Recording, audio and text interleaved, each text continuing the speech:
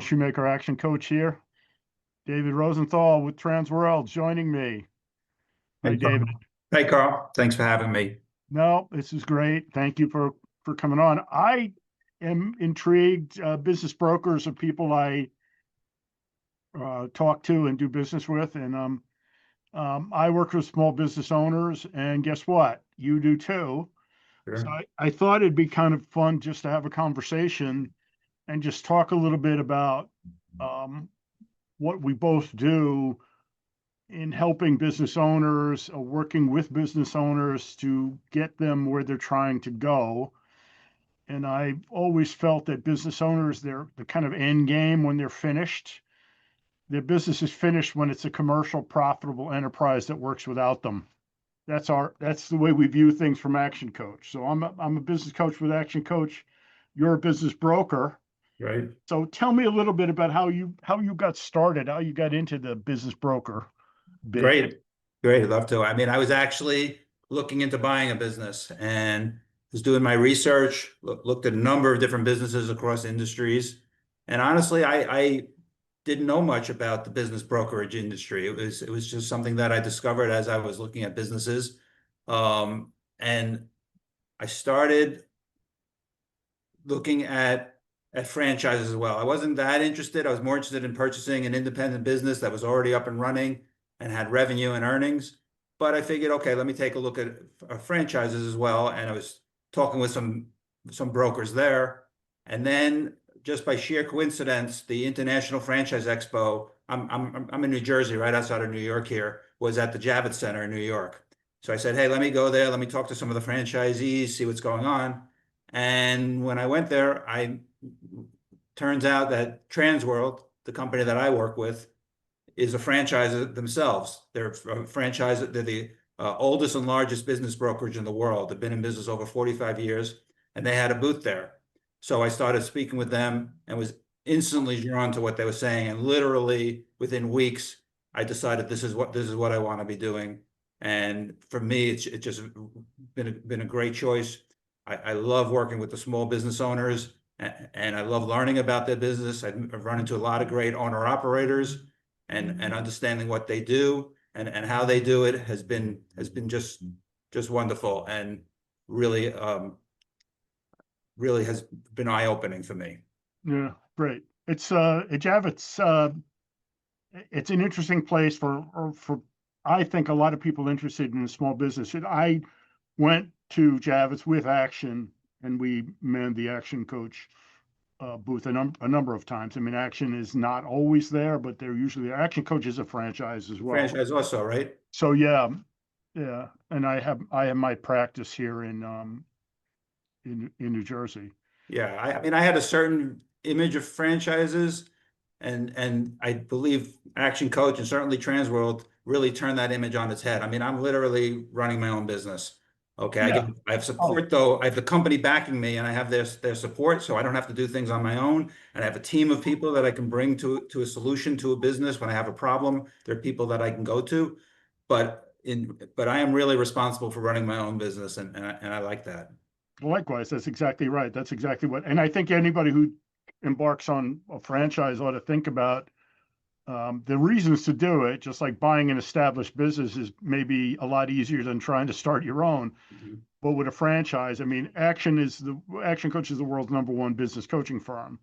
What I like about it is it's a huge library of content and a lot of tools that I can use. So I'm taking my expertise from years of experience in business, plus all this action knowledge and expertise, and frankly, resources. Mhm. I can turn around and I can talk to just about anybody. There's literally several thousand action coaches, and we do conference calls, and we do conventions, and you have access to a community. And I put the word out to ask if I come up with something that's a challenge, I can get answers back. And, people have asked me because maybe they find something about the metropolitan New York area they want to know about those. So they ask me about a business going on around here. So the franchise is really interesting way to get into that. If that's what you want to do is get into business. I agree, and I hear a lot of similarities between Action Coach and Transworld. I mean, we have 250 offices, 1,000 brokers. We're worldwide, And very similarly, we have an internal database. We have ways of communicating with each other. I can go to various individuals within the organization. When I have a problem, when I need a solution, there's somebody there that's dealt with that issue typically and can give me advice on how to move forward. So that works out very well. Great. What are the main products, the services? How do you describe the typical offering that you have at Transworld? Yeah, really succinctly, we help business owners who are considering exiting their business to find buyers and get maximum valuation for their business. We work with all types of businesses. We've sold over 15,000 businesses within Transworld as a whole. Typically, we're looking at businesses that have revenue of 500K to 20 million. We do scale up from that as well, sometimes down from that as well. And we work, as I mentioned, across industries. I mean, literally, you know, the Main Street businesses, your pizza parlors and your hair salons and your nail salons and those sorts of things. And then we scale up to working with home service, business service. This is an extremely popular area that people are really looking for. And then we get up into things like, for example, I'm working with a call center business now. We work with some technology companies. So we really cover the gamut of companies and help these owners transition to their next phase by helping them find new buyers for their baby, basically. Yeah, I have this theory, or kind of what I'm preaching to clients of mine. I want business owners to get paid 3 times, and what do you mean? And I want them to get paid for what they do in their business, Mm-hmm. which is as far as a lot of business owners ever go. I want them to get paid for what they do on their business, which is where I'd like to see them Right. working on it more than in it. Sure. Very. I never get away from that. And then ultimately, you need to have an eye. You need to begin with the end in mind. What is the value of your business Right. that someday you exit that business, which could be you sell to the most energetic buyer that you find out there.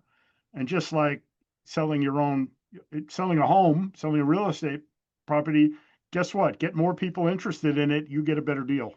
Right. So that's Those great. last 2 points you mentioned are very much related, you know, the working on your business versus working in your business and the transition. If you're working in your business and you are the business, let's put it that way, Yeah. that becomes a much more difficult business to sell, to transition to a new buyer. You have the relationships with the customers, it's typically a personal type relationship, like a consulting business. Let's say you're an individual consultant and you're working with your clients.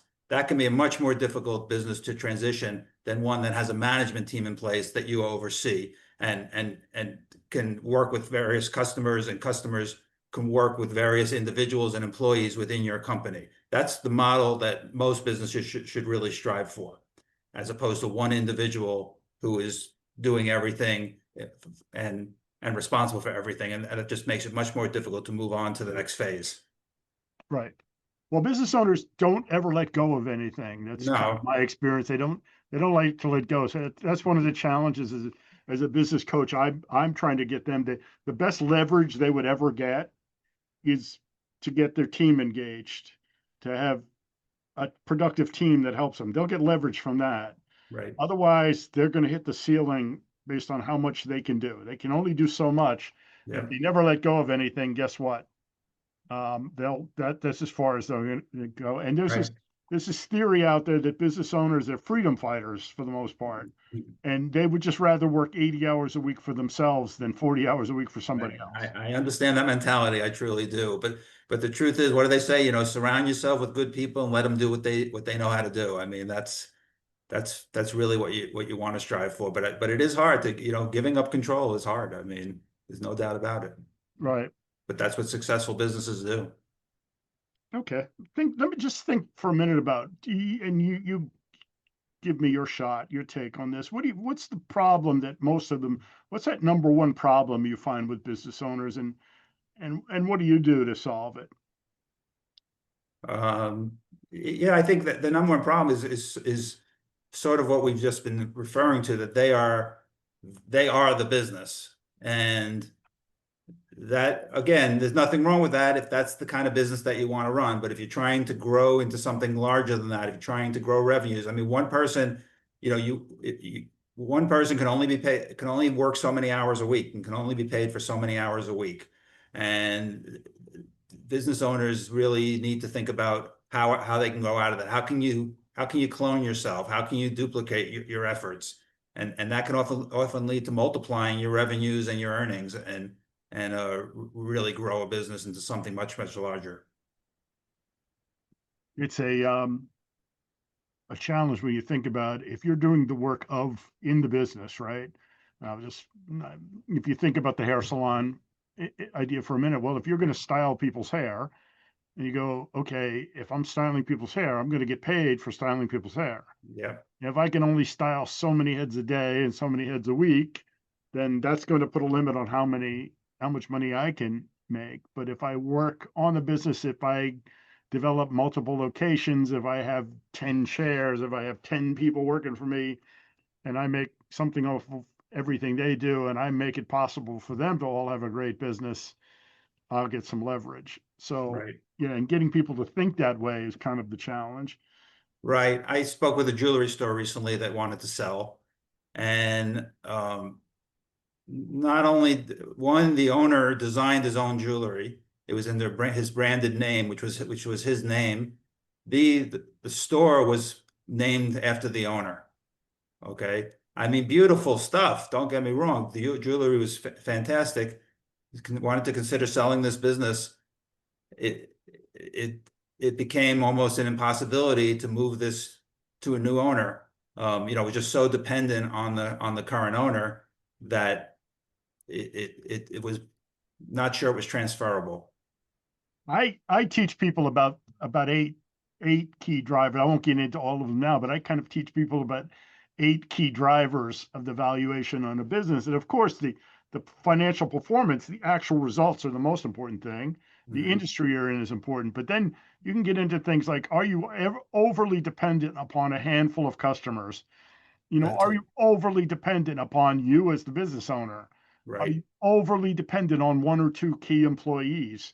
And if you turned around and lost that one or two key employees or lost one of your key customers, your business is in a world of hurt. So you were able to take care of yourself, but to somebody interested in coming in and buying and paying a multiple to you for right, your business, when the risk is no, either number one, they have to replace your 80 hours a week that you're working, or the risk is, hey, people follow you and they don't stick with the right. business. Customer retention risk. Right. The other question is, do you have contracts with your customers that are binding and that would hold up through a sale? Right. That's goes along with what you're saying. It's an important piece of the puzzle there. Um, Sure. so because Okay. many businesses are built on those personal relationships, and nothing wrong with that. But you just have to really, really consider how am I going to transfer this to another owner? And it's worth spending time thinking about that. Yeah, it is. What is there something that people don't know about you and Transworld that you like to share?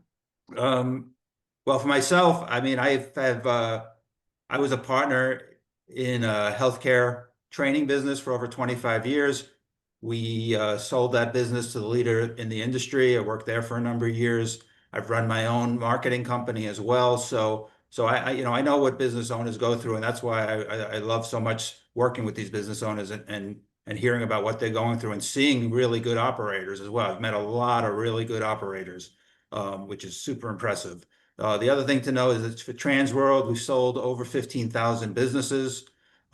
We have an internal database of over 650,000 buyers who've registered with us, and they've given us their criteria. So when a listing comes up, again, we work very much like a realtor. I think I should point that out. So instead of selling property, though, we sell businesses, and we list our businesses. We have a very wide marketing arm, and we have these buyers who registered with us and given us their criteria, what industries they're looking for, what price range they're looking for. And when we put up a listing that matches their criteria, they're automatically notified. So it's just an amazing way. It's like our own internal exclusive MLS. It's a way to identify buyers, a way to bring the buyers to a listing without us having to go out and chase them. They're there, they're registered with us, and then we can begin the conversation. And my job as a broker is to take the buyer through the process, and really to only bring to the seller, qualified, capable buyers who have A, the ability to run that business, and B, the finances to purchase that business. And then, and only then, do we start to consider introducing the buyer and the seller so that they can begin having conversations. Okay, cool. Right. So, I mean, it sounds like you're kind of touching on my next question, which maybe you keep continuing on this road a little bit. But if you had a couple of pieces of advice to somebody who's thinking about selling their business, what would those things be? Yeah, I mean, some of the things we've already talked about, but selling a business is much more complicated than selling a piece of property like a home or something like that. First of all, on average, a business sale can take about 8 to 12 months. Sometimes less, sometimes more, depending upon the industry, the circumstances, the demand, and all that. So what that means is that if you're considering selling your business in the next 1 to 3 years, that's the time to start talking with a broker, start talking about selling your business. So that's a big part of it. And we help business owners determine what the valuation is. Valuation is based on earnings. So for the most part, businesses should make sure that their earnings are in place. Many individuals, I mean, being very straightforward here, many businesses look to decrease their earnings for tax purposes. Well, for a business sale, we're really looking for the opposite of that. Yeah. The higher your earnings are, there's a multiple typically on those earnings, and that's part of how we determine the valuation. So as you're preparing to sell your business, you want to start thinking about that. You want to start thinking about your tax strategy. You want to start thinking about your valuation strategy as you consider selling your business. I like that point that you brought up about I've had people come to me and tell me they would be interested in selling their business. And I'll ask them, well, when? And they say now. And I'll say, well, you need to plan that this could take 6 to 12 months. It's the way I approach it. And I agree with you.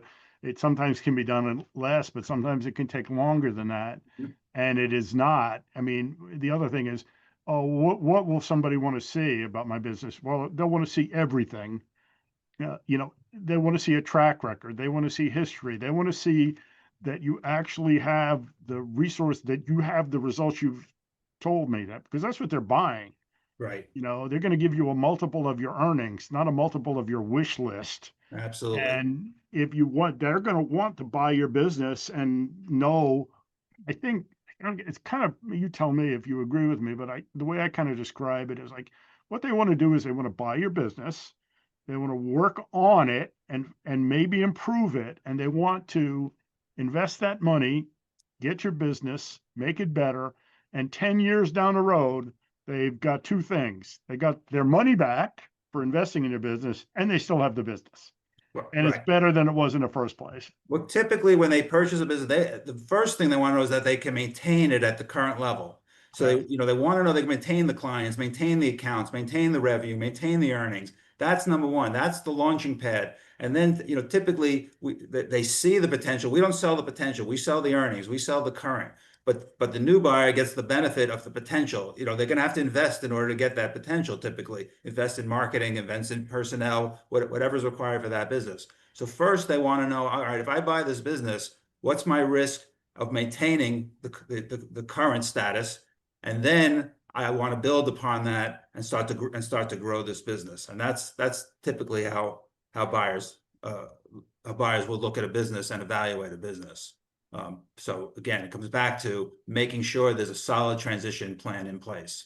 The other thing I want to talk about was we talked about earnings, and again, sometimes we keep earnings low for our tax purposes, but for valuation, we're high. There's another reason you want to consider your earnings, and that's because many businesses are purchased using SBA loans. Okay, the SBA typically will loan, in many cases, up to 90% of the purchase price of a business. So if you want to buy, let's say, a $3 million business, if the business qualifies for SBA and the buyer qualifies for SBA, in many cases you could end up only having to put $300,000 down on that business, and you could purchase a $3 million business for $300,000. But the key is that the SBA is going to use the income tax earnings to determine whether you can cover the debt. So if your earnings are suppressed on your taxes, then you may not qualify for those SBA loans, and it's really a very key element in the consideration of purchase for many buyers. If you can't get the SBA loan, in many cases, we'll ask a buyer to take a note back on the business. Maybe not for the whole amount, but for a portion. It shows your confidence in the business. It helps reduce the risk of the buyer. Now we want the buyer to put a significant down payment down so that they have skin in the game. But there's still that potential. It just shows a good signal to the buyer. Hey, we know this is a good business. We're raising the flag to say this is a good business, and we're willing to back it up by saying that we'll take a note back on a portion of the purchase price of the business. And you get interest on that, and you get regular payments of that. And if for any reason, hopefully not, that the buyer did default, you've got their substantial down payment, and B, you get the business back. I know that's not ultimately what the seller wants, but there is some protection there. Right. No, my experience has been, I agree with you. My experience has been that there's a bunch of factors you have to consider, and qualifying the buyer, that is critically important, because Right. you don't want somebody who doesn't have the means to buy your business and run their business. Right. And you want somebody to come in with some money. If they don't have some money to put down, there's no skin in the game for them. And, default is the worst thing that could happen. So if you're going to take back a note, you want to make sure that you have crossed all your T's and dotted all your I's to make sure that is the best possible chance. Right. And then my experience with this is, sometimes they'll be talking about an earn out, which I see more in like the professional services end than I do in say a restaurant or manufacturing or something like that. They'll want somebody to stick around for a while. Then you got to be clear about, so you used to be the boss, and now you're not. And Right. is that really what you want to do? And if that's what it takes to get the maximum for your business, you have to weigh that and say that. So, all right. Depending on the business, typically there's a transition time, which could be, again, depending on the industry, 1, 2, 3 months, sometimes more, something that is included with the sale. And then typically there's a compensation package that's negotiated with the owner if the new owner thinks that they're going to want them to stay on beyond that. So it makes sense. Let me just talk a little bit more though about how we work in that, because you just mentioned vetting the buyer and all those. So I just want to talk about the first thing we do is we sign a confidentiality agreement with the seller, and that agreement keeps us confidential. Okay, we take confidentiality very seriously. Secondly, we come up with a valuation, and then we sign a listing agreement, a marketing agreement, and then we go out and we market the business. And we are in, I believe, 92 business for sale outlets with very wide reach. But the important thing is, in the marketing to the public, we don't identify where the business is located, and we don't identify the name of the business. Okay, so we keep everything confidential. We know that keeping it confidential for your customers, for your competitors is super important to businesses, and we understand that. Employees. What's that? Employees. Employees, of course. So at that point, we start attracting buyers. When the buyers come to us, the first thing they say is, okay, tell me, where's the business and what's the name of it? I'm sorry, we can't tell you that. First, you got to sign an NDA. So every buyer we work with has to sign an NDA, and we keep track of that. So they sign the NDA. They go, okay, sign the NDA. Now tell me, where's the business and what's the name of it? I'm sorry, we can't tell you that. Can you show me A, that you're capable of running this business? And B, can you show me that you have the funds to purchase this business? So we do that vetting. We project manage the entire process of taking that buyer through to make sure that they are qualified to run this business, to afford this business, and seriously make an offer before we would even think about introducing them to the current owner. Now, for the current owner, their job is to keep the foot on the gas and keep growing the business. Okay, too often, or occasionally, I should say, we find a seller who, when they say, I'm going to sell my business, they think that's the end of the process basically, and they can sort of relax and go about their business. And we're going to take care of things, and we are going to take care of things. But the seller's job is to keep the foot on the gas and to keep growing that business, keep growing the revenues, keep maintaining, keep showing that you have a healthy business here, because Sure. that's what buyers want to see and that's what buyers are buying.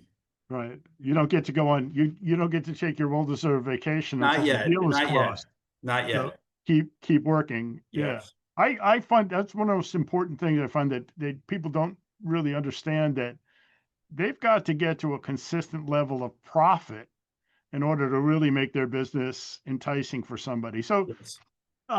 we kind of And trends, and look at trends too. trends. Buyers are very sophisticated these days, and it's all about the finances. And they're looking at the trends, oh, I see your revenue's been down the last 3 years. Or, what happened in this year? Why did you have a sudden drop off? They're going to ask all those detailed questions, and you need to have good answers. And as a business broker, we go over that, we review that with you about how we're going to respond to those kind of queries. Sure. Excellent. That's what we need to do. So I think we boil it all down to, if somebody's out there interested in selling a business, they probably ought to connect up with you and learn a lot more. Absolutely. Right? So Absolutely, David of course. Rosenthal. Well, this is actually a lot of fun for me. I appreciate it. I think Great. we're kind of out of time. So um, people should, be thinking about the end in mind, and they should, never too soon, right, to start thinking about, well, someday I might want to sell this business. What's it worth? What's it worth? And how do I start planning for this? So I think that's Right. really great. And if I could just make one point about that, if we have time, is that too often business owners wait too long to sell their business. The time to sell your business is when you're making money, when you're profitable, when the business is doing well. Too often business owners wait until that period has passed and they're in a downturn and now they need to sell. And that becomes a very difficult position to be in to sell. If you want the maximum valuation, if you want to have buyers coming after you to buy your business, the time to do that is when your business is thriving and doing well, and to think about and to start thinking about it. And again, we talked about that time period. There is a time period that's required in order to sell a business. Sure, I agree with you on that. I mean, I've had people, we talk about it and they're burned out. Honestly, that's what it is. They're tired. They Mhm. think the answer is, I'll sell my business. Well, this may not excite a lot of business brokers, but when I'm working with a business, I'm trying to help them improve the results of their business. And sometimes when we work with a business owner as a business coach, we work on getting the results and taking the stress and the pressure out of it. And then sometimes what that happens is they fall in love with their business all over again and decide, I can do this a little bit longer. And But I think your point is still 100% valid, because at some point, right, you can change things around and now you're made things better and you're producing, you still want to get maximum value for that. So get that's to right. know a business broker and keep the end in mind and plan for the potential eventually in the future of where you want to sell that business and get that value of your business back, the sweat equity you put into it, and capture that. Otherwise, all too many businesses just they're not in position to do that, and that's a shame. They're leaving a lot on the table. So Excellent advice. excellent, thanks, David. I hope we can do this again sometime. But This was great, thanks for Carl. coming on. This is fun. I love the back and forth. Appreciate it. Thank you very much, Thanks. and we'll see you soon. Great. Thank you.